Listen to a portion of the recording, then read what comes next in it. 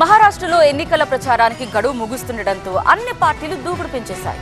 కాంగ్రెస్ తరపున రాహుల్, ప్రియాంక ప్రచారాన్ని హోరెత్తించారు.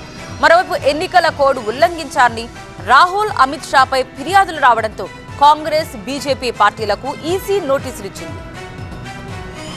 మహారాష్ట్ర ఎన్నికల ప్రచారంలో బీజేపీ, కాంగ్రెస్ నేతల డైలాగ్ వారిపై ఈసీ సీరియస్ అయింది. కాంగ్రెస్, బీజేపీ పార్టీలకు నోటీసులు జారీ చేసింది. ఎన్నికల ప్రచారంలో రాహుల్ గాంధీ, అమిత్ షా చేసిన వ్యాఖ్యలకు సోమవారం మధ్యాహ్నం 1 గంట వరకు సమాధానం ఇవ్వాలని ఖర్గే, జేపీ నడ్డాకు ఈసీ నోటీసులు జారీ చేసింది. మహారాష్ట్ర, జార్ఖండ్ ఎన్నికల ప్రచారంలో నేతల వ్యాఖ్యలపై కాంగ్రెస్, బీజేపీ ఈసీకి పరస్పరం ఫిర్యాదు చేసుకున్నాయి. ఎన్నికల ప్రచారంలో బీజేపీపై తీవ్ర విమర్శలు చేశారు రాహుల్ గాంధీ. అమరావతి సభలో ప్రధాని మోదీపై సంచలన ఆరోపణలు చేశారు.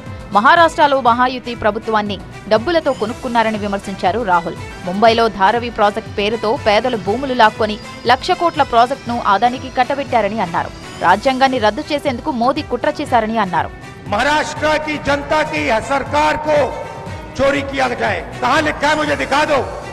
संविधान में कहां लिखा है कि सरकार को चोरी करना चाहिए? और आज महाराष्ट्र में हर एक व्यक्ति को मालूम है वो सरकार क्यों चोरी गई थी।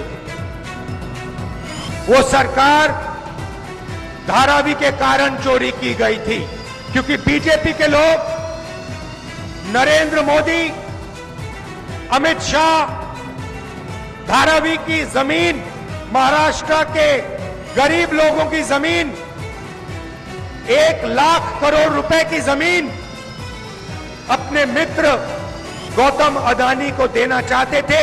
इसीलिए महाराष्ट्र की सरकार आपके हाथों से चोरी की गई। మహారాష్ట్రలో సుడిగాలి ప్రచారం చేశారు ప్రియాంక గాంధీ. షిరిడి సాయి ఆలయాన్ని దర్శించుకున్నారు. స్థానిక కార్యకర్తలతో సమావేశమయ్యారు. శివాజీపై పేటెంట్ తమకే ఉందని ప్రధాని మోదీ, బీజేపీ నేతలు భావిస్తున్నారని అన్నారు. కానీ శివాజీని, మహారాష్ట్ర ప్రజలను ప్రధాని మోదీ దారుణంగా అవమానించారని మండిపడ్డారు. ఓ చోట మోదీ 7 ఏళ్ల క్రితం శివాజీ విగ్రహానికి శంకుస్థాపన చేశారని, కానీ ఆ ప్రాజెక్టు రద్దయిందని అన్నారు. మరో చోట మోదీ ప్రారంభించిన శివాజీ విగ్రహం కుప్పకూలిందన్నారు.